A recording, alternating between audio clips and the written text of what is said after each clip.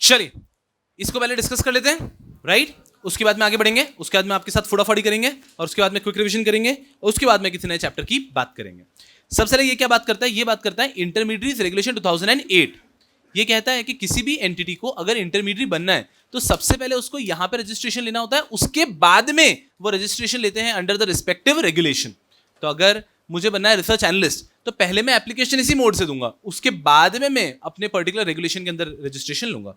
इसके अंदर जो भी एप्लीकेंट है वो अपनी एप्लीकेशन को अलॉन्ग विथ फीस देता है stock exchange, clearing corporation, depository या एसआरओ, सेल्फ रेगुलेटिंग ऑर्गेनाइजेशन। इनको, ये बड़े बड़े इंटरमीडिएट्स हैं, ये छोटे वाले इंटरमीडिएट्स नहीं है, हैं तो ये भी इंटरमीडिएट्स लेकिन ये बड़े बड़े इंटरमीडिएट्स हैं। इन्हें एप्लीकेशन दिया जाता है along with fees in form A schedule 1। ठीक है सर, दे दिया। अब वो चेक करते हैं वेदर यू आर एलिजिबल और नॉट, आप डिजर्विंग है या नहीं है, और फिर वो आपकी application along with fees along with their recommendation forward करते हैं टू सेबी। यहां तक सब लोग ठीक है कि इंटरमीडिएट को रजिस्ट्रेशन लेना है तो पहले आपको एप्लीकेशन देनी पड़ेगी stock exchange, clearing corporation, depository, SRO. इन्हें अगर लगता है आप डिजर्विंग है तो वो अपने रिकमेंडेशन के साथ में फॉरवर्ड करते हैं टू सेबी। ठीक है सर, सेबी को फॉरवर्ड हो गई। अब सेबी क्या करता है? सेबी को अगर आपसे कोई भी एडिशनल इंफॉर्मेशन मांगनी है तो SEBI asks additional information to you. Step 2, SEBI आपसे कोई भी इंफॉर्मेशन या क्लैरिफिकेशन मांग सकता है। यहां पर आपको वो इंफॉर्मेशन और क्लैरिफिकेशन सेबी को देना होता है। Life is easy. ठीक है सर, तो उन्होंने इंफॉर्मेशन क्लैरिफिकेशन मांगा, आपने इंफॉर्मेशन क्लैरिफिकेशन उनको दे भी दिया। Step 2 is done. Now come step 3, verify and they may inspect. अब सेबी क्या कर सकता है? आपको जो भी इंटरमीडिएट है जिसने एप्लीकेशन दिया है उसको वेरीफाई कर सकता है एप्लीकेशन को, और उसको जरूरत लगती है तो वो इवन फिजिकल इंस्पेक्शन भी कर सकता है। इसके बाद में सेबी को लगता है कि हाँ ये डिजर्विंग है, इन्हें अब हमें रजिस्ट्रेशन दे देना चाहिए, तो उस टाइम पे सेबी कंसिडर करता है उस एप्लीकेशन को इन कुछ पॉइंट्स पे। पहला, पास्ट एप्लीकेशन रिफ्यूजल, क्या आपकी एप्लीकेशन पहले कभी रिजेक्ट की गई है? दूसरा, पेंडिंग लिटिगेशन, आपके अगेंस्ट कोई केसेस पेंडिंग है क्या? तीसरा, eligibility criteria, whether you are eligible और नॉट। चौथा, in the interest of investor and in the interest of development of securities market. इन सब ग्राउंड्स पे आपकी एप्लीकेशन को कंसिडर किया जाता है, और यहां पर अगर सेबी को लगता है दैट यार you are the deserving applicant, आप डिजर्विंग हो, तब स्टेप 5, सर्टिफिकेट ऑफ रजिस्ट्रेशन दिया जाता है एप्लीकेंट को। Are we understanding? ये सर्टिफिकेट ऑफ रजिस्ट्रेशन दिया जाता है। ये जब सर्टिफिकेट दिया जाता है there can be certain conditions, जैसे कि आप कभी भी अपना स्टेटस या कॉन्स्टिट्यूशन चेंज करेंगे तो आप सेबी का अप्रूवल लेंगे, जैसे कि आपकी फीस कितनी होगी, you will abide by securities law के सर्कुलर गाइडलाइंस डायरेक्शन रेगुलेशन 4 को आप कंटिन्यूअसली अप्लाई करेंगे, एंड एलिजिबिलिटी कंडीशन आप हमेशा कंप्लाई करते हुए रहेंगे। ये सब कंडीशंस होंगी subject to which you will get the registration, और अगर ये सब कंडीशन आप कंप्लाई करने को रेडी होते हो तब आपको मिल जाता है आपका सर्टिफिकेट ऑफ रजिस्ट्रेशन, जिसकी वैलिडिटी जनरली क्या है कि कैसी होती है? परमानेंट होती है। And these are 7 steps of registration. फिर हमने एक और चीज पढ़ी थी कल कि किन ग्राउंड्स पे एप्लीकेशन रिजेक्ट हो सकती है। 3 बेसिक ग्राउंड्स हैं, 3 लीगल ग्राउंड्स हैं। बेसिक ग्राउंड्स क्या हो सकते हैं? एप्लीकेशन आपकी कंप्लीट नहीं है, एप्लीकेशन में आपने फॉल्स इंफॉर्मेशन दी है, या फिर एप्लीकेशन में एडिशनल इंफॉर्मेशन आपने नहीं दी है। तो ये 3 बेसिक ग्राउंड पे आपकी एप्लीकेशन रिजेक्ट हो सकती है। फर्दर आते हैं 3 लीगल ग्राउंड्स पे एप्लीकेशन रिजेक्ट हो सकती है। कौन से 3 लीगल ग्राउंड्स हैं? Think, you are not a fit and proper person, और लीगल पॉइंट्स 2 और सोचो, दिमाग पे जोर डालो। रिक्वायरमेंट्स फुलफिल नहीं किए हैं, एलिजिबिलिटी की रिक्वायरमेंट फुलफिल नहीं कर रहे हैं, ठीक है। क्वालिफिकेशन ऑफ प्रिंसिपल ऑफिसर, तो अगर ये 3 लीगल पॉइंट है कि आपका प्रिंसिपल ऑफिसर क्वालिफाइड ही नहीं है, देखो यहाँ पे आपका principal officer is not qualified, the applicant is not a fit and proper person, या फिर you do not comply with the eligibility requirement, ये 3 लीगल ग्राउंड है जिस पे आपका एप्लीकेशन रिजेक्ट हो सकता है। ये इंट्रोडक्शन में इन्होंने बात की कुछ इंटरमीडिएट्स के बारे में। Are we good here? चलिए यारो, so let's do one thing.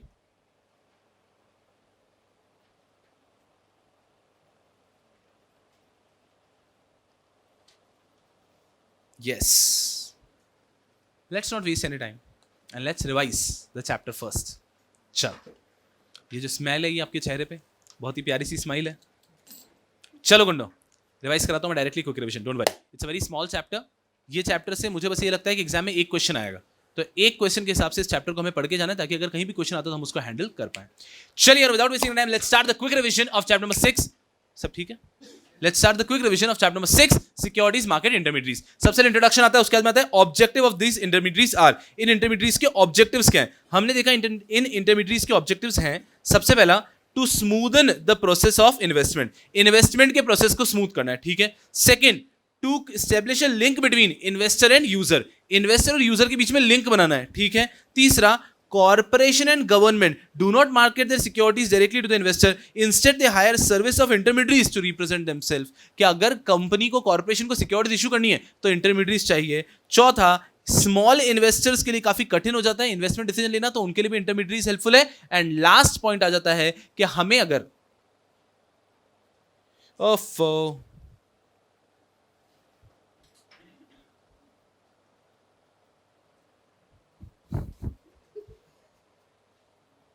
ये ज्यादा है, खत्म हो गया, ये कहां गया?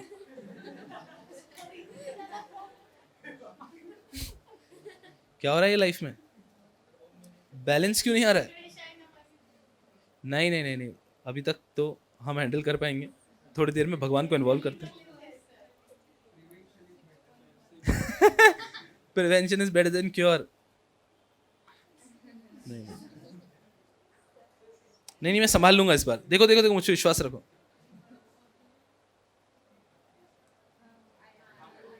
बोला मैंने, थैंक यू। चलो, हम लोग कहां पे थे? हम लोग बात कर रहे थे ऑन दी ऑब्जेक्ट। हाँ, आप कह रहे हो तो मैं लिख लेता हूं बस।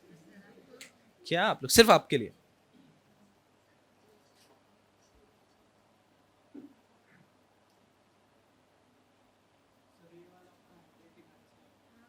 तो हिंदी में पढ़ाना चालू करूं मैं कल से? गधों, चल, सारे हैंडराइटिंग अच्छे हैं मेरे, इधर आओ। चलो, अरे मैं जानबूझ के गंदा लिखता हूँ। क्या होता है, सुनो सुनो सुनो, मैं बता भाई आया बता के जाएगा, ठीक है ना। आप लोगों में से कुछ लोगों की हैंडराइटिंग गंदी है, मैं अच्छी हैंडराइटिंग लिख दूंगा तो उनको क्या लगेगा कि अच्छी हैंडराइटिंग पे मार्क्स मिलते हैं। तो मैं गंदी लिखता हूँ तो आपको तो अरे इससे भी सीएस बन सकते हैं क्या? हाँ, तो हमारा भी हो जाएगा, बस सिर्फ उसके लिए, इसके लिए। क्या गधों, पढ़ाई पे ध्यान दो, इधर आओ। The objective of these intermediaries are, क्या ऑब्जेक्टिव है? हमने देखा सबसे पहला ऑब्जेक्टिव है तो smoothen the process of investment, to create a link between investor and user. Corporation and government के लिए इजी हो जाता है, स्मॉल इन्वेस्टर के लिए भी इजी हो जाता है खुद इन्वेस्ट करना। And in order to operate in secondary market, आपको stock broker, registrar, share transfer agent, custodian, depository participant की जरूरत पड़ने वाली है। तो 4 पॉइंट्स हैं इंपॉर्टेंस के, और एक एग्जांपल है जिसमें बहुत सारे इंटरमीडिएट्स के नाम दिए हैं। 4 पॉइंट घुमा फिरा के एक ही पॉइंट दिया है कि यूजर और इन्वेस्टर के बीच का क्या है? लिंक। कि nothing, intermediates are the link between user and investor. उससे यूजर का इन्वेस्टमेंट स्मूथ होगा, स्मॉल इन्वेस्टर के लिए इजी होगा, और जो कंपनीज भी हैं, जो गवर्नमेंट भी है, उनके लिए भी इजी हो जाएगा सिक्योरिटीज को इशू करना। I repeat again, what is the objective of intermediates? They create a link between user and the investor. Investor के लिए इन्वेस्टमेंट स्मूथ हो जाता है, इन्वेस्टर जैसे स्मॉल इन्वेस्टर है उनके लिए भी इजी हो जाता है, और जो यूजर हैं, जो कॉर्पोरेशंस हैं, जो कंपनीज हैं, जो गवर्नमेंट है, उनके लिए सिक्योरिटीज को इशू करना भी इजी हो जाता है, क्योंकि वो डायरेक्टली इन्वेस्टर से डील नहीं कर सकते, तो इंटरमीडिएट्स के थ्रू सिक्योरिटीज को इशू कर देते हैं। और फिर चौथे पॉइंट में, 5वें पॉइंट में आता है हमारे एग्जांपल्स। Life is easy. फिर उन्होंने बात की प्राइमरी मार्केट इंटरमीडिएट्स कौन कौन होते हैं, सेकेंडरी मार्केट इंटरमीडिएट्स कौन कौन होते हैं। जैसे कि मर्चेंट बैंकर है तो वो प्राइमरी मार्केट में आ गया, बिकॉज वो शेयर्स को इशू करते टाइम हेल्प करेगा। बैंकर टू एन इशू, जब आप शेयर्स को इशू करोगे, पैसा जो कलेक्ट करता है वो बैंकर है। उसके बाद में रजिस्ट्रार, आरटीए, ये आपके practically registrar to an issue primary market में काम करता है, and share transfer agent secondary में काम करता है। तो अगर हम आरटीए बोलते हैं तो ये दोनों में काम करते हैं। आरटीए यहां पे भी काम करेगा, अंडरराइटर शेयर्स के इशू के टाइम पे आएगा, डिबेंचर ट्रस्टी डिबेंचर्स के इशू के टाइम पे आएगा। तो ये वो लोग हैं जो प्राइमरी मार्केट इंटरमीडिएट्स हैं। सेकेंडरी मार्केट की अगर मैं बात करता हूं, स्टॉक ब्रोकर सबसे बड़ा नाम, डिपॉजिटरी, आगे देखो क्या लिखा है, शेयर ट्रांसफर एजेंट। तो registrar and share transfer agent primary में आ गया, और only share transfer agent secondary में आ गया, और डिपॉजिटरी पार्टिसिपेंट। तो याद रखना इजी है, डिपॉजिटरी एंड डिपॉजिटरी पार्टिसिपेंट वो stock broker and share transfer agent, ये हैं जो सेकेंडरी मार्केट इंटरमीडिएट्स हैं। बाकी सारे आप कह दो merchant banker, banker to an issue, registrar, share transfer agent, underwriter, debenture trustee, they are all primary market intermediates. Very easy to remember. इसके बाद में आता है हमारा एक रेगुलेशन, ये अभी तक चैप्टर का इंट्रोडक्शन चल रहा है। पहला रेगुलेशन जो इसके यहां पर आता है that is SEBI intermediates regulation 2008। SEBI intermediaries regulation 2008 ये कहता है कि कोई भी एंटिटी है जिसको इंटरमीडियरी बनना है तो उसको पहले एज एन इंटरमीडियरी सेबी के पास रजिस्ट्रेशन कराना होगा। उसका प्रोसेस क्या है? उसके प्रोसेस में क्या आता है, सबसे पहले कोई भी व्यक्ति जो इंटरमीडियरी बनना चाहता है, the applicant has to make an application to stock exchange or clearing corporation or depository or self regulating organisation. इन चारों का आपको एप्लीकेशन देना है, एप्लीकेशन के साथ में फीस भी देनी है और आपको रिक्वेस्ट करनी है कि हम इंटरमीडियरी बनना चाहते हैं। ये लोग पहले आपकी एप्लीकेशन को चेक करेंगे, फिर उन्हें लगता है कि आपकी एप्लीकेशन फेयर है तो आपकी एप्लीकेशन फीस और साथ में अपना रिकमेंडेशन ऐड करके देंगे सेबी को। अब इस मुकाम पे सेबी को चाहिए तो सेबी आपसे कोई भी एडिशनल इन्फॉर्मेशन क्लैरिफिकेशन मांग सकता है, आपकी जिम्मेदारी कि आप वो क्लैरिफिकेशन दे। स्टेप 2, स्टेप 3 में अब सेबी आपके एप्लीकेशन को वेरीफाई करेगा और इफ रिक्वायर्ड फिजिकली इंस्पेक्ट भी करेगा। कर लिया। स्टेप 4, सेबी अब आपकी एप्लीकेशन को कंसिडर करता है कंसिडरिंग फॉलोइंग पॉइंट्स। क्या पहले कभी आपको रिफ्यूज किया था क्या एप्लीकेशन? क्या आपके अगेंस्ट कोई पेंडिंग लिटिगेशन है? क्या आप एलिजिबल हैं या नहीं? Whether giving registration to you will fall in interest of investor, whether it will be for the benefit of development of securities market. इन सब चीजों को ध्यान में रखते हुए सेबी डिसाइड करेगा कि आपको रजिस्ट्रेशन देना है या नहीं। अगर लगता है रजिस्ट्रेशन देना है तो यहां पे आपको सर्टिफिकेट ऑफ रजिस्ट्रेशन दे दिया जाएगा and the topic is complete. फिर ये जो सर्टिफिकेट ऑफ रजिस्ट्रेशन दिया जाता है उसमें कुछ कंडीशंस भी हो सकती है और उसकी वैलिडिटी जनरली रहती है परमानेंट। कंडीशन किस प्रकार की रहती है कि आपको कभी भी अगर अपना कॉन्स्टिट्यूशन चेंज करना है, आपको कभी भी अगर अपना स्टेटस चेंज करना है, you will have to take approval of SEBI. आपको सेबी को टाइम टू टाइम देनी पड़ेगी फीस, आपको एलिजिबिलिटी रिक्वायरमेंट कंप्लीट करना होगा, रेगुलेशन 4 आपको कंटिन्यूअसली कंप्लाई करके रखना पड़ेगा and you will have to abide by securities law के conditions, circulars, guidelines, directions. Very easy. एक बार वापस बोलते हैं, देखते हैं हमें समझ में आ रहा है कि नहीं आ रहा है। एकदम इजी, अकेले सब लोग, नोट्स में नहीं देखना है। Applicant, he wants to be registered as an intermediary, he'll have to make an application to stock exchange, clearing corporation, depository and self regulating organisation. ठीक है, एप्लीकेशन फीस इनको दे दिया, ये लोग फॉरवर्ड करेंगे application fees and recommendation to SEBI. SEBI step 2 में क्या करता है?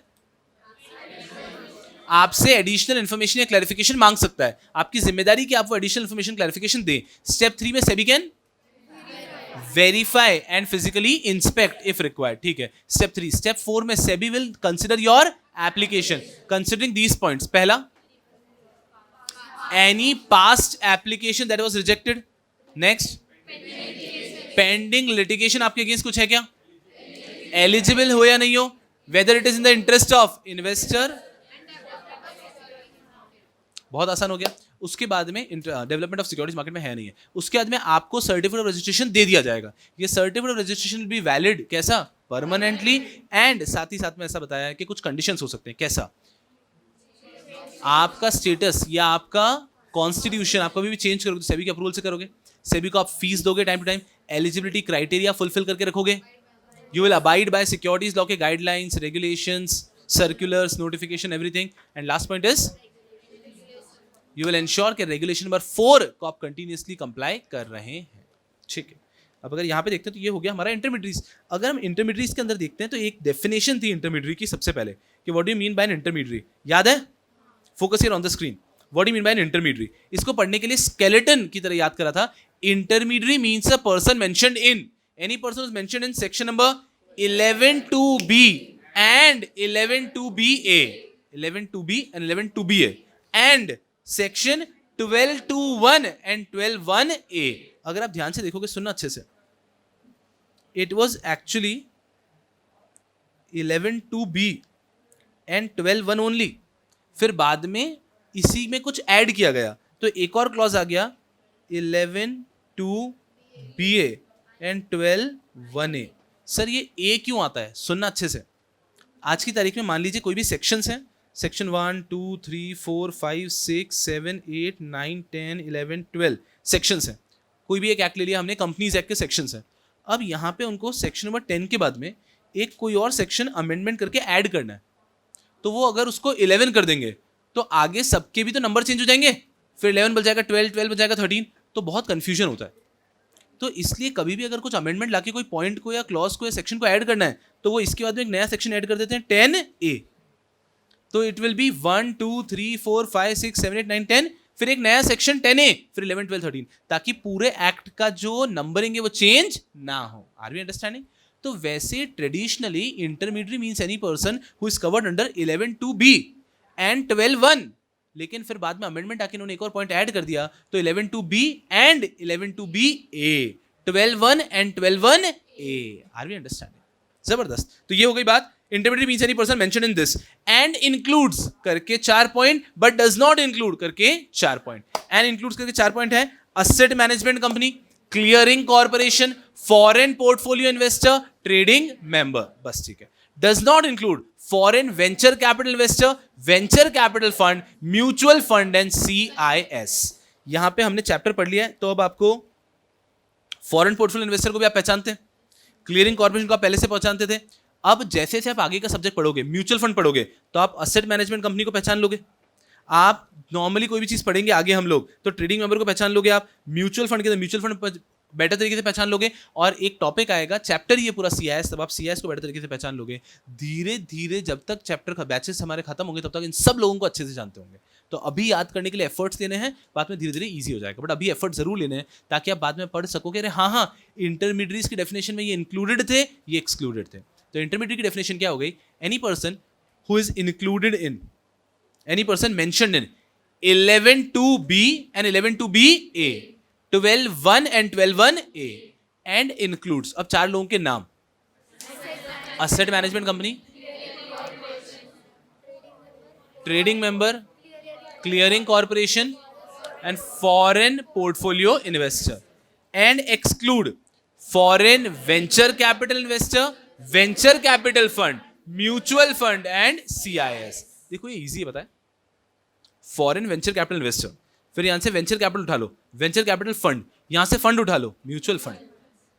Foreign venture capital investor, venture capital उठाया, वेंचर कैपिटल फंड, फंड उठाया, म्यूचुअल फंड, और लास्ट में आ जाता है CIS। ये है इंटरमीडिएट की डेफिनेशन। चलो, तो हमने चैप्टर शुरू किया है, फोकस 100% यहाँ पे। ओवरव्यू आपका यहाँ पे ड्रॉ करवाऊंगा मैं जब, तो ओवरव्यू अगर मैं अभी रफली भी आपको बताऊं, तो दिस इज चैप्टर 6। चैप्टर 6 के अंदर सबसे पहला है टॉपिक इंट्रोडक्शन।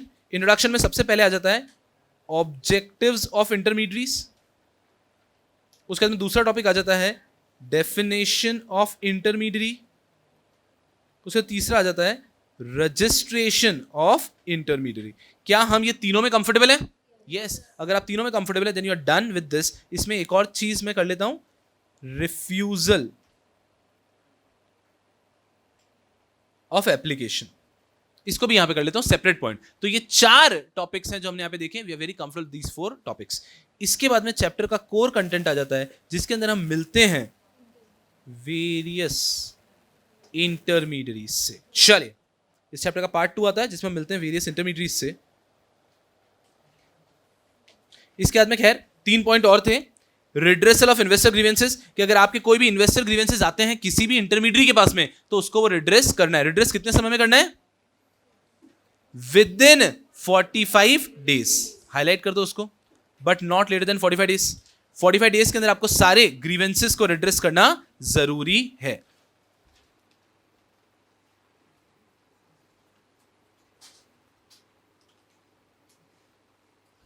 चलिए, अच्छे से देखेंगे क्या लिखा है स्क्रीन के ऊपर। हर एक इंटरमीडिएट को 45 डेज के अंदर इन्वेस्टर ग्रीवेंसेस को रिड्रेस करना जरूरी है। उसके अलावा हर क्वार्टर एंड में उसको प्रॉपर रिपोर्ट बना के देनी है। किस चीज की रिपोर्ट बना के देनी है? जैसे कि आप लोग गुड्स की रिपोर्ट बनाते हो ना, कि हमारे पास कितने गुड्स आए, कितने गुड्स बिके और कितने गुड्स बच गए, वैसे ही आप रिपोर्ट बनाओगे ग्रीवेंसेस की, कि इस क्वार्टर की शुरुआत में हमारे कितने ग्रीवेंसेस पेंडिंग थे, इस क्वार्टर में कितने ग्रीवेंसेस आए, और इस क्वार्टर एंड में कितने ग्रीवेंसेस पेंडिंग है। देखो अच्छे से, आपको नहीं समझ रहा है? आज मान लो आपका एक बिजनेस है, आपका बिजनेस है that you sell you sell AC। Now आपसे मैं पूछ रहा हूं एक दिन के एंड पे मुझे बताओ मॉर्निंग में अपने शोरूम पे कितने AC थे? आपने कहा सर मॉर्निंग में हमारे शोरूम पे 15 AC थे। इस दिन, आज के दिन या एक महीने में, तो first day of the month पे हमारे शोरूम में कितने AC थे? 150 AC थे। ठीक है, इस पूरे मंथ में कितने AC और परचेज किया आपने? आपने कहा कि 250 AC परचेज किए। इस मंथ में आपने टोटल AC कितने बेच दिए? का सर 300 AC बेच दिए। तो अब आपका बैलेंसिंग फिगर कितना होना चाहिए?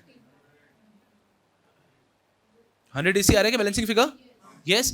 तो 150 आपका हो गया ओपनिंग स्टॉक, ये हो गया इस मंथ के परचेजेस, ये हो गया सेल्स, और ये हो गया आपका क्लोजिंग स्टॉक। समझ में आ रहा है ना? बहुत इजी है।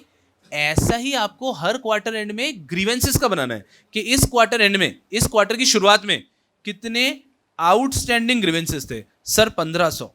मतलब 1500 ग्रीवेंसेस लोगों के आए, अभी तक सॉल्व नहीं हुए इस क्वार्टर के फर्स्ट डे पे। क्वार्टर मतलब 3 मंथ्स। और इस क्वार्टर में कितने ग्रीवेंसेस रिसीव्ड है? सर इस क्वार्टर में हमें 3000 ग्रीवेंसेस रिसीव हुए। कितने ग्रीवेंसेस आपने इस क्वार्टर में सॉल्व कर लिए? सर हमने 3500 सॉल्व कर लिए। कितने ग्रीवेंसेस अभी भी आपके पेंडिंग है? तो ये आपके पेंडिंग ग्रीवेंसेस है। ऐसा आपको हर क्वार्टर के एंड में हिसाब भी देना है। ये यहाँ पे कहने की कोशिश कर रहे हैं, intermediate shall and at the end of each quarter of a financial year ending on 31st March upload information about number of investor grievances received, redressed, and those remaining unresolved beyond 3 months of the receipt thereof by the intermediary on the website specified by SEBI। तो आप सबको ये सब चीजें बताना है कि कितने 3 महीने पूरे क्वार्टर में आप रिजॉल्व नहीं कर पाए, कितने आपने रिजॉल्व कर दिए, कितने अभी भी पेंडिंग है, ये सब आपको बताना है एवरी क्वार्टर एंड पे। ठीक है। फिर आता है appointment of compliance officer.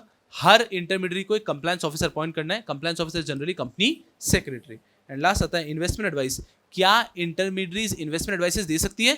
The answer is no. आप जनरली किसी भी व्यक्ति को इन्वेस्टमेंट एडवाइस नहीं दे सकते पब्लिकली, किसी भी माध्यम से। आप सोशल मीडिया पे, आप टेलीग्राम चैनल्स के माध्यम से आप किसी भी तरह से इन्वेस्टमेंट एडवाइस नहीं दे सकते। For that you have to be registered as an investment adviser. यहाँ पे क्या होता है, आप मर्चेंट बैंकर है, आप रजिस्ट्रार टू एन एजेंट है, और आप ज्ञान बांट रहे हो लोगों को कि ये कंपनी अच्छी है, इसकी इन्वेस्टमेंट एडवाइस ले लो। You can not do that because आप कॉन्फिडेंशियलिटी के साथ में उस कंपनी के साथ काम करते हो। और यहाँ पे आपका पूरा का पूरा जो इंट्रोडक्शन है वो कंप्लीट हो जाता है। तो मैं इंट्रोडक्शन में अगर और ऐड करूं,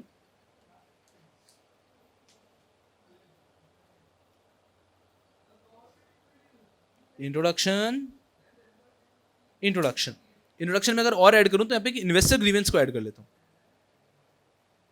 तो ये भी ध्यान रखा इन्वेस्टर ग्रीवेंसेस के बारे में। फिर अगर मैं जबरदस्ती ऐड करूं तो एक और ऐड कर सकता हूं, primary and secondary market intermediaries. अब आप देखो क्या ये सारे टॉपिक में से किसी भी टॉपिक पे क्वेश्चन आया तो आप हैंडल कर पाओगे क्या? ऑब्जेक्टिव इंटरमीडियरी, हाँ सर एक लिंक होता है, उस लिंक के अंदर यूजर के लिए भी इजी है, इन्वेस्टर के लिए स्मूथ कर देते हो आप, जो स्मॉल इन्वेस्टर है उनके लिए भी इजी इन्वेस्टमेंट हो जाता है, कंपनीज और कॉर्पोरेशंस गवर्नमेंट के लिए भी सिक्योरिटी इशू करना इजी हो जाता है। फिर एग्जांपल दे दिया, ठीक है सर। फिर डेफिनेशन ऑफ इंटरमीडियरी, हाँ सर इट मीन्स करके any person covered under 11 to B, 11 to BA, second 12(1) and 12(1)A, and then it includes 1 2 3 4, it does not include 1 2 3 4। ये हुआ। उसके बाद में रजिस्ट्रेशन, पूरा का पूरा चार्ट आ जाता है रजिस्ट्रेशन का। फिर आता है रिफ्यूजल, इन 6 केसेस के अंदर आपकी एप्लीकेशन रिफ्यूज कर दी जाएगी। फिर आता है इन्वेस्टर ग्रीवेंसेस का पॉइंट। उसके बाद में आता है primary and secondary market intermediaries का। तो प्राइमरी मार्केट इंटरमीडियरीज कौन कौन सी होंगी मुझे बताओ? पोर्टफोलियो मैनेजर, पोर्टफोलियो नहीं, मर्चेंट बैंकर। मर्चेंट बैंकर कहां पे रहेगा? Primary secondary? Primary. Share transfer agent, मैं इंटरमीडिएट का नाम बोल रहा हूं, आप बताओ प्राइमरी या सेकेंडरी, ठीक है ना? Share transfer agent secondary, registrar and share transfer agent primary, merchant banker, banker to an issue, stock broker, depository, depository participant, underwriter. काफी आसान है। तो आप वो 13 लोगों को एक एक करके सोचोगे ना तो भी आप आराम से हैंडल कर पाओगे। जो इसमें नहीं भी दिए उसकी बात कर लो। इन्वेस्टमेंट एडवाइसर, सुना अच्छे से, इन्वेस्टमेंट एडवाइसर, रिसर्च एनालिस्ट, ये सब अगर बात करें तो ये प्राइमरी और सेकेंडरी दोनों में फिट इन हो सकते हैं ना, क्योंकि मैं एडवाइस एग्जिस्टिंग कंपनी के शेयर लेने का भी बोल सकता हूँ, मैं आईपीओ का भी दे सकता हूँ, मैं रिसर्च एग्जिस्टिंग कंपनी के शेयर्स का भी कर सकता हूँ, नई कंपनी के शेयर्स का भी कर सकता हूँ। तो ये है जो एग्जैक्टली एक जगह पे फिट इन नहीं होते। चलिए, पोर्टफोलियो मैनेजर, अब वो आपके लिए सेकेंडरी मार्केट में ज्यादा काम करता है, बट वो आईपीओ के अंदर शेयर्स भी तो खरीदने का बोल सकता है। तो ये जनरल बात हो जाती है। चलिए, ये सब हुआ इन्वेस्टर ग्रीवेंसेस का पॉइंट हमने पढ़ लिया है कि 45 डेज के अंदर investor grievance has to be resolved और हर क्वार्टर एंड में आपको रिपोर्ट देनी होती है। अब आते हैं हम लोग इस चैप्टर के मेन टॉपिक पे, वेरियस इंटरमीडियरीज। इस चैप्टर में हमने 13 इंटरमीडियरीज के बारे में पढ़ा है। सबसे पहले आता है हमारे सामने हमारा मर्चेंट बैंकर। मर्चेंट बैंकर मतलब ये ऐसा व्यक्ति है who is engaged in the business of issue management. सब लोग मेरे साथ में एकदम कंफर्टेबली यहां पे करना है, ये सारे पॉइंट्स की डेफिनेशन याद हो जानी चाहिए। Merchant banker refers to any person who is engaged in the business of issue management either by AAA, triple A से इश्यू मैनेजमेंट कर सकता है, either by arrangement for buying, selling, dealing, or acting as manager, consultant or advisor or providing corporate advisory service. तो ये इन तीनों में से किसी भी एक माध्यम से काम कर रहा है तो वो है merchant banker. Merchant banker refers to any person who is engaged in the business of issue management by A और A. इसका रेगुलेशन क्या है? सेबी मर्चेंट बैंकर रेगुलेशन 1992 और मिनिमम नेटवर्थ इज 5 CR. अब नेटवर्थ और ईयर तो याद हो गया, तो बाकी चीजें याद करने पे एफर्ट्स दे सकते हैं, अदरवाइज पूरा एफर्ट उसी पे चले जाता है. चलो अब इसके में अगर बात करता हूं कि ये क्या क्या काम करता है, rules and responsibility. Public issue हमने क्या पढ़ा है, ये इशू मैनेजमेंट करता है, ये एक्ट करता है एज मैनेजर, कंसल्टेंट, एडवाइजर, ये कॉर्पोरेट एडवाइजरी सर्विस देता है और ये बाय सेल सब्सक्राइब करने में असिस्ट करता है. ये हमने पढ़ा. अब देखते हैं managing of public issue, yes. Underwriting, buying, selling, advising on international offering of debt और इक्विटी, प्राइवेट प्लेसमेंट में भी हेल्प करता है, dealership of government security, corporate advisory service भी यहां पे कवर हो गया, stock broking, advisory service for project, syndication of rupee term loan, international financial advisory service. अगर आप देखोगे ना तो आप देखो 1 2 3 4 4 तो एडवाइसरी के पॉइंट हो गए ना, और ऊपर हमने डेफिनेशन में पढ़ा है कि he acts as adviser and corporate advisory services भी देता है. तो वो एडवाइसरी देता है on international offering, corporate advisory service देता है, एडवाइसरी सर्विस देता है प्रोजेक्ट के लिए, और इंटरनेशनल फाइनेंस के लिए भी एडवाइसरी सर्विस देता है. अरे तभी तो इसको हम कहते हैं क्या, मर्चेंट बैंकर, कि सब जगह पे एडवाइसरी देता है. उसके अलावा आपके पब्लिक इशू को मैनेज करेगा, अंडरराइटिंग करेगा, क्योंकि ये बिजनेस क्या है, इशू मैनेजमेंट का. उसके बाद में बाइंग, सेलिंग, सब्सक्राइबिंग करता है तो अंडरराइटिंग भी करेगा. प्राइवेट प्लेसमेंट में भी हेल्प करता है, जरूरी नहीं कि इशू मैनेजमेंट में पब्लिक इशू ही हो, प्राइवेट इशू को भी मैनेज कर सकता है. Dealership of government security, government security की बाइंग सेलिंग के ऊपर काम करेगा. स्टॉक ब्रोकिंग का भी काम कर सकता है, syndication of rupee term loan. These are roles and responsibility of merchant banker. आपको डेफिनेशन कंठस्थ हो जानी चाहिए, आपको उसका ईयर ऑफ रजिस्ट्रेशन और नेटवर्थ कंठस्थ हो जाना चाहिए, और हर बार रोल्स एंड रिस्पॉन्सिबिलिटी पढ़ना है ताकि इस पे भी पॉइंट आए तो आप आराम से लिख पाओ. And that is about the first person we met, merchant banker. Second person, registrar and share transfer agent. इसमें डेफिनेशन अलग है. रजिस्ट्रार टू एन इशू की डेफिनेशन अलग है, मर्चेंट बैंक और शेयर ट्रांसफर एजेंट की डेफिनेशन अलग है. Registrar to an issue, registrar to an issue refers to a person who does the following job. What? Collection of application, okay. Keeping records of application and money, ठीक है. Assisting the body corporate in 3 things. First, figuring out the basis of allotment, determination of basis of allotment, then preparing list of allottee and dispatching the certificate, letter or refund orders. अरे आपको याद ही नहीं करना है. आप normally सोचो, जब आप बचपन में अकाउंटिंग में एंट्रीज पास करते थे bank account to share application वाली, तो होता तो यही था ना कि सबसे पहले लोग एप्लीकेशन देंगे, तो कंपनी के बिहाफ पे एक व्यक्ति ने एप्लीकेशन क्या करना पड़ेगा, कलेक्ट कर रहा है तो उसको उसका रिकॉर्ड तो मेंटेन करना ही पड़ेगा. रिकॉर्ड मेंटेन करेगा एप्लीकेशन और मनी का, ठीक है. उसके बाद वो कंपनी की हेल्प करेगा 3 चीजों में. बेसिस ऑफ अलॉटमेंट डिटरमिन करने के अंदर कि हम प्रो रेटा कर रहे हैं या फुल अलॉटमेंट कर रहे हैं. बेसिस ऑफ अलॉटमेंट के बाद में एक लिस्ट ऑफ अलॉटी बनानी पड़ेगी, और जिन लोगों का नाम लिस्ट ऑफ अलॉटी में आएगा उनको हम देंगे शेयर सर्टिफिकेट या लेटर, और जिनका नाम नहीं आया उनको हम दे देंगे रिफंड ऑर्डर्स. एंड ये हो गया registrar to an issue. Very easy. तो प्रैक्टिकली शेयर्स इशू करते टाइम जो काम होता है वो करता है registrar to an issue. Share transfer agent क्या करता है, share transfer agent maintains the record, जो उसने ऊपर क्रिएट किया उसको मेंटेन करने का काम करता है. Share transfer agent maintains the record of holder of securities of any body corporate. किसी बॉडी कॉर्पोरेट के रजिस्टर ऑफ सिक्योरिटी होल्डर्स का रिकॉर्ड मेंटेन करता है शेयर ट्रांसफर एजेंट. एंड कभी भी ट्रांसफर ट्रांसमिशन होगा उसको भी कौन हैंडल करेगा, share transfer agent. And deals with all the matter relating to transfer and redemption, transfer, transmission, redemption, transposition, सब कुछ. चलो, तो what do you mean by share transfer agent? Share transfer agent refers to any person who maintains the record of security holder of any body corporate and deals with all the matter relating to transfer and redemption. And it includes any division or department which is doing the job of share transfer agent if the number of security holder exceeds 1 lakh. जहां पर security holder 1 lakh से ज्यादा हो जाते हैं वहां पे आप एक डिपार्टमेंट खोल लेते हो, उस डिपार्टमेंट को भी कहते हैं शेयर ट्रांसफर एजेंट. रेगुलेशन क्या है इनका? 1993. SEBI registrar to an issue and share transfer agent regulation 1993. Net worth requirement इनके अंदर कैटेगरी 1 और कैटेगरी 2 है. अगर आपको कैटेगरी 1 रजिस्ट्रेशन लेना है, नेटवर्थ रिक्वायरमेंट 50 लाख, और अगर कैटेगरी 2 लेना है तो 25 lakh. Life is very easy. चल, इनके रोल्स को डिवाइड किया हुआ है pre issue, during the issue and post issue में, कि क्या करते हैं रजिस्ट्रार. तो प्री इशू में क्या करते हैं, ये बैंक्स को इंस्ट्रक्शन भेजते हैं कि आपको पैसा कलेक्ट करना है. उसके बाद में ये प्रैक्टिकल इनपुट देते हैं लीड मैनेजर प्रिंटर को, इंफॉर्मेशन फ्लो बनाते हैं between the client, bank and manager, and last is liaisoning with regulatory authority.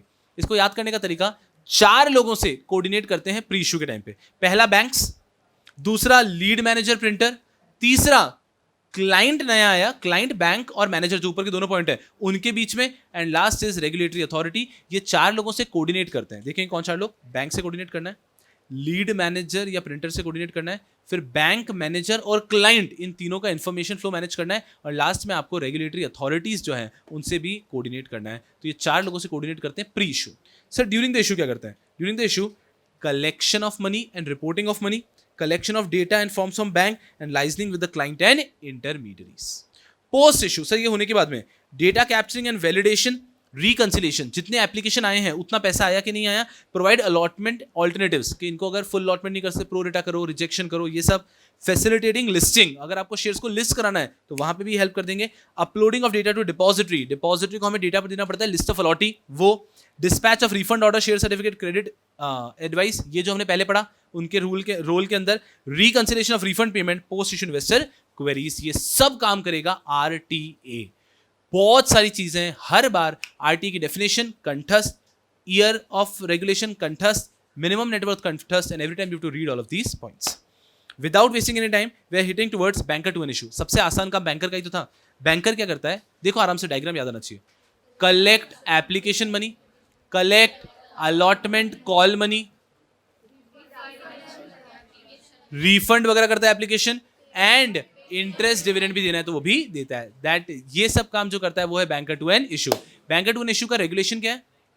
1994, और मिनिमम नेटवर्थ रिक्वायरमेंट नहीं दिया हुआ है, as may be specified. Wonderful. और इसका अगर रोल की बात करते हैं कुछ भी नहीं कहा है, इन्होंने बस ऐसा लिखा है, all the activities of insuring that funds are collected, transfer to escrow, while one or more banks may act as banker to an issue. एक सादा बैंक भी बैंकर टू एन इशू बन सकते हैं। तो रोल में यहाँ पे कुछ दे ही नहीं रखा है। फिर आता है हमारा चौथा व्यक्ति, डिबेंचर ट्रस्टी। इसकी डेफिनेशन बेस्ट है। Debenture trustee means a trustee appointed in respect of any issue of debentures. कोई भी डिबेंचर्स इशू करते टाइम जिस व्यक्ति को अपॉइंट किया है as trustee, that person is known as debenture trustee.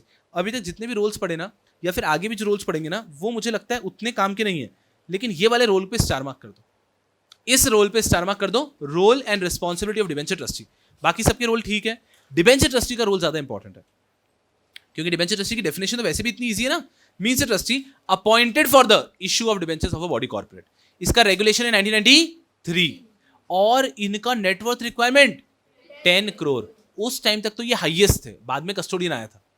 चल अब इनके रोल्स एंड रिस्पॉन्सिबिलिटी पे ध्यान देते हैं। ये इंश्योर करेंगे कि आपके जो प्रोस्पेक्टस और लेटर ऑफ ऑफर है उसमें कोई भी चीज इनकंसिस्टेंट नहीं होनी चाहिए विद रिस्पेक्ट टू जो एक्चुअल टर्म्स। मतलब डिबेंचर्स की जो एक्चुअल टर्म्स हैं वो, और जो आप ऑफर डॉक्यूमेंट में लिख रहे हो वो सेम होने चाहिए। पता चला आप कुछ और लिख रहे हो और दे कुछ और रहे हो, ऐसा नहीं। जो आप दे रहे हो वही आपको टर्म्स लिखने। Next, the covenants in the trust deed, जो भी क्लॉजेज हैं, they should not be prejudicial to investor. नुकसानदेह नहीं होना चाहिए इन्वेस्टर के लिए जो क्लॉजेज हैं covenants of the trust deed.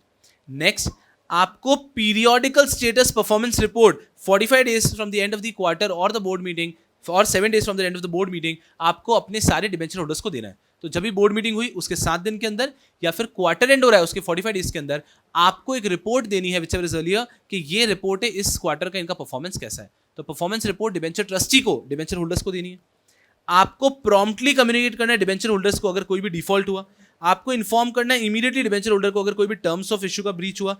Security create हुई है या नहीं हुई है ये भी आपको चेक करना है। आपको इंश्योर करना है कि अगर सिक्योरिटी क्रिएट हो गई है, it has to be sufficient to pay off all the loans. Report on utilisation of fund कि कितना फंड हमने यूटिलाइज कर लिया, कितना यूटिलाइज करना बाकी है। एंड लास्ट, अगर कभी भी सिक्योरिटी को एनफोर्स करने की जरूरत पड़ी तो भी आपको ध्यान रखना है। ये है डिबेंचर ट्रस्टी के रूल्स, अच्छे समझना उसका रोल। देखो याद करने का तरीका, सबसे पहले जब मुझे डिबेंचर ट्रस्टी पढ़ाओगे तो 2 चीज तो मैं तुरंत करूंगा। आई विल इंश्योर कि ऑफर डॉक्यूमेंट में कुछ गलत नहीं है। आई विल इंश्योर कि ऑफर डॉक्यूमेंट में जो भी चीज है वो आपके लिए प्रीजुडिशियल नहीं है।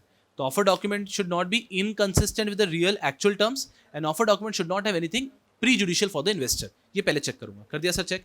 उसके बाद में मैं सिक्योरिटी से रिलेटेड 3 चीजें ध्यान रखूंगा। पहला, whether security has been created or not, debentures अगर secured है तो security has been created or not. Second, whether security is sufficient or not. और तीसरा, अगर कभी भी हमें सिक्योरिटी को एनफोर्स करने की जरूरत पड़ रही है तो हम उसको एनफोर्स भी करेंगे। ये सिक्योरिटी के 3 पॉइंट। फिर आता है पॉइंट कि टाइम टू टाइम मुझे ध्यान रखना है कि सुनो ना, अगर कोई भी डिफॉल्ट हुआ मैं तुरंत बता दूंगा। कोई भी टर्म्स ऑफ कंडीशन का ब्रीच हुआ तो तुरंत बता दूंगा, और जब भी यहाँ पे बोर्ड मीटिंग हुई उसके 45 डेज में आपको परफॉर्मेंस रिपोर्ट दे दूंगा।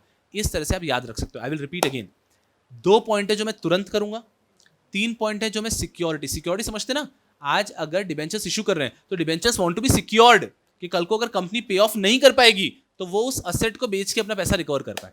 तो सिक्योरिटी से रिलेटेड 3 पॉइंट, और आखिरी में 3 पॉइंट है फटाफट बताने से रिलेटेड। पहले 2 पॉइंट, जैसे ही मैं डिबेंचर होल्डर बनता हूं, I will check that the offer letter और the prospectus is not inconsistent with the actual terms, जो एक्चुअल टर्म्स है वही वहां पे लिखे। Second, any covenants in the trust deed are not prejudicial, कुछ भी ऐसी चीज तो नहीं लिखी ना जो नुकसानदेह है आपके लिए। 2 पॉइंट हो गए।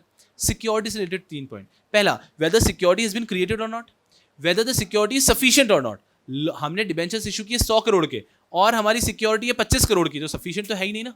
कल को डिफॉल्ट कर दिए तो सिक्योरिटी को बेच के पे ऑफ तो कर नहीं पाएंगे हम लोग, तो ये भी ध्यान रखना है। और उसके बाद में आता है, अगर जरूरत पड़ी तो सिक्योरिटी को हम एनफोर्स करेंगे, तो सिक्योरिटी क्रिएट हुई नहीं हुई, सफिशिएंट है या नहीं, और उसको एनफोर्स करेंगे या नहीं, ये पॉइंट यहाँ पे आ जाता है। उसके बाद में लास्ट 3 पॉइंट आ जाते हैं कि मैं तुरंत बता दूंगा, कोई भी टर्म्स का ब्रीच किया तुरंत बता दूंगा, डिफॉल्ट किया तुरंत बता दूंगा, डिबेंचर ट्रस्टी तुरंत बता देगा डिबेंचर होल्डर को। और एक पॉइंट ये आ जाता है कि परफॉर्मेंस रिपोर्ट भी आपको देता रहूंगा बोर्ड मीटिंग के 7 दिन के अंदर या क्वार्टर एंड के 45 डेज के अंदर।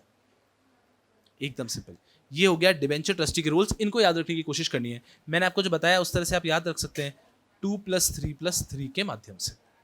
चलिए, उसके बाद में आता है 5वां व्यक्ति, इससे मिलेंगे स्टॉक ब्रोकर। स्टॉक ब्रोकर की डेफिनेशन बहुत इजी है, any person who has trading rights, जिस व्यक्ति को ट्रेडिंग राइट्स मिले in any recognised stock exchange includes a trading member, a person who has trading rights and includes a trading member. इसका year बता दो। Stock broker 1992 and the minimum net worth is not specified. Stock broker की minimum net worth is not specified. चलिए, उसके बाद में आते हैं इसके रोल क्या है। It will help both the seller and the buyer, ये दोनों को हेल्प करेगा ट्रेड करने में।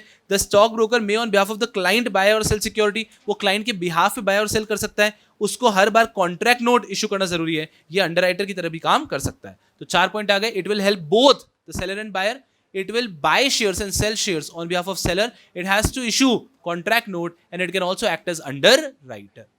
Very easy 4 points. उसके बाद में नेक्स्ट व्यक्ति आता है हमारा पोर्टफोलियो मैनेजर। इसकी डेफिनेशन याद करनी है अच्छे से। इसकी डेफिनेशन पे 4 मार्क लगा देता हूं मैं। इसकी definition, portfolio manager refers to a person who pursuant to a contract with the client advise, direct or undertake on behalf of the client management or administration of what, of security goods or funds of the client। जो जो yellow में लिखा है वो आपको याद होना चाहिए, बाकी अपने आप बन जाएगा। तो what do you mean bye portfolio manager? Portfolio manager refers to a body corporate who pursuant to a contract is either undertakes or advise or directs what on behalf of the client management or administration of security funds और goods of the client. तो उल्टा पढ़ेंगे तो भी याद हो जाएगा कि क्लाइंट के जो सिक्योरिटीज हैं, क्लाइंट के जो फंड्स हैं, क्लाइंट के जो गुड्स हैं, उसका हम करते हैं मैनेजमेंट एंड एडमिनिस्ट्रेशन। ठीक है sir. On behalf of the client we advise, we undertake और we direct the client whether we act as discretionary portfolio manager or otherwise, and we are a body corporate who are doing it pursuant to a contract। एक बार वापस सीधा पढ़ते हैं इसको। What do you mean by a portfolio manager? It means a body corporate who pursuant to a contract advise, undertake, direct on behalf of the client, whether acting as a discretionary portfolio manager or otherwise, I do these things to do what? Management or administration of 3 things: securities, funds और goods of the client। तो जो yellow में highlighted है वो लिखा है, तो बाकी सब तो अपने आप सेंस बनता है। उसके बाद में पोर्टफोलियो मैनेजर का रेगुलेशन का ईयर कौन सा है? 2020 और minimum net worth requirement is 5 CR। Portfolio manager, अब पोर्टफोलियो मैनेजर अगर यहां पे देखते हैं करता क्या है, तो पोर्टफोलियो मैनेजर वही करेगा जैसे पढ़ा है हमने। He will decide the best investment plan for an individual। एक इंडिविजुअल को बेस्ट इन्वेस्टमेंट प्लान देगा, उसको अवेयर कराएगा, उसको बताएगा। It will make an individual aware of various investment tool के इतने सारे ऑप्शंस होते हैं। वो इंडिविजुअल को रियलाइज करवाएगा कि why is there a need to make the investment, और आपके लिए कस्टमाइज्ड सोल्यूशन भी बनाएगा। ये 4 चीजें करके देगा। अरे क्या होता है, कभी कभी सुनना अच्छे से, मैं आपके पास आया कि यार इन्वेस्टमेंट करना है। आप मेरे पास आए, आप CS हो चुके हैं। आप CS होने के बाद में नाउ यू सेव्ड मनी, पूरी स्टोरी लेके नहीं जाता हूँ, रिविजन कर रहे हैं, ठीक है। तो शादी वादी हो गई है, सब चीज़ सेट है, और now you want to buy a car. आपने अरेंज कर लिए हैं 8 लाख रुपए, 8 लाख रुपए की सेविंग हो चुकी है। आपने कहा सर लोन वोन पे नहीं लेना है, I want to buy a car. तो मैं आया आपके पास, मैंने कहा क्या मतलब है, कार नहीं लेने का, इन्वेस्ट करो इन्वेस्ट करो इन्वेस्ट करो। बोले कि नहीं सर कार लेनी है, कार की जगह कार होती है, इन्वेस्टमेंट की जगह इन्वेस्टमेंट होता है। मैंने कहा नहीं आज आप कार ले रहे हो क्या फायदा है, आज आप कार लेने का कोई मतलब नहीं है, आप अभी इन्वेस्ट करो ताकि 10 साल बाद आप रहते दिन अभी कौन सी कार ले रहे हो। आपने कहा सर अभी वैगनआर ले रहा हूँ। मैंने कहा रहते दिन bike WagonR, what you do after 10 years to buy a Mercedes, you should invest. उसने बोला कि सर बहुत सही है, आई विल इन्वेस्ट। उसने इन्वेस्टमेंट कर दिए 8 लाख रुपए in share market. Share market का रिटर्न आ रहा है सिर्फ मान लीजिए उसने इन्वेस्ट कर दिया 8 लाख इन डिवेंचर्स, ठीक है। डिवेंचर्स में एवरी ईयर उसको मिल रहा है इंटरेस्ट, एफडी में इन्वेस्ट कर दिया, every year is getting an interest, FD debentures कहीं भी इन्वेस्ट किए। 5 सालों में ये 8 लाख रुपए हो गए 11 लाख रुपए। अब जब वो खरीदने के लिए निकला, अब वैगनआर हो गई है 12 लाख रुपए की। अब वो वैगनआर भी नहीं ले पा रहा है। द पॉइंट इज, मैं भाग के चला गया वहां से। The point I am trying to communicate is कि हर एक इन्वेस्टर की नीड अलग होती है, उसको उसके हिसाब से, अगर उसको अग्रेसिव इन्वेस्टमेंट करना चाहिए था कि ऐसा करो जहां पे शेयर मार्केट में कर रहे हो, इक्विटी में कर रहे हो आप, जहां पे आपके 8 लाख रुपए शायद 16 लाख रुपए हो जाए, you ready to take that risk. तो यहां पर एक बहुत बड़ी जिम्मेदारी आती है पोर्टफोलियो मैनेजर के ऊपर कि उसको आपको देनी है best investment plan. I have to make you aware about all the tools. I have to customize the investment for you, and I have to make you realize the need of investment. चलिए 2025 करोड़। इसके बाद में आता है बहुत बड़ा आदमी चीकू को संभालने के लिए, कस्टोडियन। कस्टोडियन की सबसे पहले डेफिनेशन देखें, डेफिनेशन बहुत इजी है। Custodian means a person who carries on or proposes to carry on the business of providing custodial services. बहुत easy. So any entity which is providing or intends to provide the service of custodial services, वो हो जाएगा custodian. Any person who carries on or proposes to carry on the business of providing custodial service to the client. चलो, custodian का year क्या था 1996 और net worth requirement कितना है 50 करोड़। My goodness. उसके बाद में आता है कस्टोडियन का काम, तो administer and protect the asset. Obviously चीकू को एडमिनिस्टर करेगा, उसको प्रोटेक्ट करके रखेगा। चीकू के लिए एक सेपरेट कस्टडी अकाउंट बनाएगा। चीकू ने जो भी असेट्स दिए इस बीच उसको रिकॉर्ड करके रखेगा and will conduct registration of securities. तो ये 4 चीजें की जाती है कि वो उनको प्रोटेक्ट करके रखेगा, उनके लिए सेपरेट अकाउंट बनाएगा, उनके असेट्स को रिकॉर्ड करेगा और शेयर्स का जहां रजिस्ट्रेशन कराना है ये भी कौन करा लेगा, हमारा कस्टोडियन। इसके बाद में आता है हमारा इन्वेस्टमेंट एडवाइजर। इन्वेस्टमेंट एडवाइजर के अंदर सबसे पहली चीज बहुत अच्छी है, जैसे पोर्टफोलियो मैनेजर में आता है who pursuant to a contract, वैसे यहां पर आता है हु फॉर कंसिडरेशन, पैसे के बिना नहीं, हु फॉर कंसिडरेशन। तो इन्वेस्टमेंट एडवाइजर की डेफिनेशन आती है any person who for consideration is engaged in the business of providing investment advice. बस यहां तक। Any person who for consideration is in the business of providing investment advice to the clients or any person or group of person, and includes any person who holds himself out as investment advisor. So any person who for consideration provides investment advice and any person who holds himself out as investment advisor, ये होता है investment advisor. इसका regulation है 2013 और investment advisor के लिए net worth requirement कितनी है 50 लाख एंड 5 लाख। तो अगर आप नॉन कॉर्पोरेट हैं तो 50 लाख, अगर आप कॉर्पोरेट हैं तो 50 लाख, अगर आप नॉन कॉर्पोरेट हैं देन 5 लाख। और वहां पर आपका नेटवर्थ नहीं होता है, वहां पे हो जाता है नेट टेंजिबल असेट।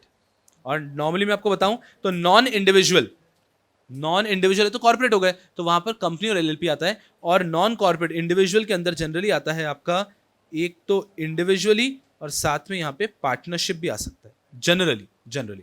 बट ठीक है, इन्होंने कैसे दिया है individual and non individual. Individual के लिए मिनिमम नेट टेंजिबल असेट हो जाएगी 5 लाख और कॉर्पोरेट्स के लिए हो जाएगी नॉन इंडिविजुअल के लिए 50 लाख। ये हो गया हमारा अबाउट इन्वेस्टमेंट एडवाइजर। अगर मैं इन्वेस्टमेंट एडवाइजर की बात, इन्वेस्टमेंट एडवाइजर इसके अंदर देखते हैं ये क्या करता है रोल। तो इसमें क्या दे रखा है, इन्वेस्टमेंट एडवाइजर क्या करेगा, who will provide investment advice, यही तो करेगा। ठीक है, इन्वेस्टमेंट एडवाइसेस क्या होते हैं, it means advice relating to investing in, purchasing, selling, otherwise dealing in securities. Okay, then it has to ensure कि ये सारे के सारे benefits बताए, financial planning करके दे अपने क्लाइंट को। और उसको ध्यान रखना है कि कोई भी व्यक्ति अगर newspaper, magazine, electronic, broadcasting, telecommunication medium से करता है तो इन्वेस्टमेंट एडवाइजर नहीं होता है। लेकिन सेबी ने अभी रिसेंटली इनको पकड़ लिया। सेबी का अब रिसेंटली कहना है कि ये जो लोग broadcasting channel, Telegram, Instagram, YouTube पे भी करते हैं वो भी इन्वेस्टमेंट एडवाइजर में रजिस्ट्रेशन करना जरूरी है। लेटेस्ट अपडेट अभी तक मॉड्यूल में आया नहीं है, लोड लेने का नहीं है। चल, इसके बाद में आता है हमारा रिसर्च एनालिस्ट। रिसर्च एनालिस्ट का रिफर्स टू अ पर्सन, सुना अच्छे से, इधर देखो, 5 चीजें जो व्यक्ति करता है वो रिसर्च एनालिस्ट है. Preparing and publishing research report, providing research report, giving buy sell hold recommendation, giving price target and opinion on public issues. We will repeat it again. Research analyst refers to a person who does the following jobs. पहला, preparing and publishing research report, providing research report, giving buy sell hold recommendation, price targets, giving opinion on public issue. ये सब जो करता है वो है research analyst. इसके बाद में इन्होंने लिखा है साथ ही साथ with respect to, ये सब हम करेंगे with respect to what? Securities which are listed or which are to be listed. Which are listed to be listed on a stock exchange recognized by SEBI, and whether or not such person has a job title of research analyst and includes any other entity engaged in the issuance of research report or research analysis. तो अगर आप एक entity हैं, आपका job title भले research analyst नहीं, पर आप करते यही हो, you are research analyst, and includes any person who issues, any entity which issues research report. तो अगर ब्रोकर भी रिसर्च रिपोर्ट इशू करेंगे तो वो भी कहाँ पे कवर हो जाएंगे? Research analyst. चल, इसके बाद में आ जाता है रोल्स एंड रिस्पॉन्सिबिलिटी. सेम चीज, ये क्या करेंगे? डेटा को एनालाइज करेंगे, फोरकास्ट करेंगे, इन्फॉर्मेशन वगैरह देंगे, बाय सेल रिकमेंडेशन करेंगे. इनका ईयर क्या है रजिस्ट्रेशन का? 2014. The regulation is SEBI research analyst regulation 2014, and net worth requirement is 25 lakh and 1 lakh. 25 lakh and 1 lakh. अगर कंपनी एलएलपी है तो 25 लाख, इंडिविजुअल पार्टनरशिप है तो net tangible asset has to be 1 lakh. Research analyst और इन्वेस्टमेंट एडवाइजर, ये दो ऐसी चीजें हैं जो इंडिविजुअल भी होते हैं, बाकी तो सब कंपनीज ही होती है, ये इंडिविजुअल्स भी होते हैं. तो जब ये इंडिविजुअल्स हैं तो इनका नेट टेंजिबल एसेट लिया जाता है 1 लाख 5 लाख. उसके बाद में आपसे मिलने आया आपका अपना credit rating agency. Credit rating agency कौन होगा? एक ऐसा बॉडी कॉर्पोरेट जिसका बिजनेस क्या होगा? रेटिंग देना. Credit rating agency means a body corporate which is engaged और proposed to be engaged in the business of rating of securities about the securities which are listed or proposed to be listed on stock exchange recognized by SEBI. Credit rating. Yes, credit rating refers to a body corporate. आप देखो सब जगह पे body corporate, person, ऐसी चीजें लिखी हुई है. मोस्ट ऑफ द जगह पे बॉडी कॉर्पोरेट मतलब, क्योंकि वहां पे कंपनीज ही वो बिजनेस कर सकते हैं. तो क्रेडिट रेटिंग एजेंसी को इंडिविजुअल शुरू नहीं कर सकता. It has to be body corporate. A body corporate engaged in और proposes to engage in what? The business of rating of security. Custodian भी ऐसा ही था, इनका सबका सेम है कि a person who is engaged in और proposes to engage in the business of rating of security. कौन सी सिक्योरिटी? दैट आर लिस्टेड और to be listed on recognised stock exchange recognised by SEBI.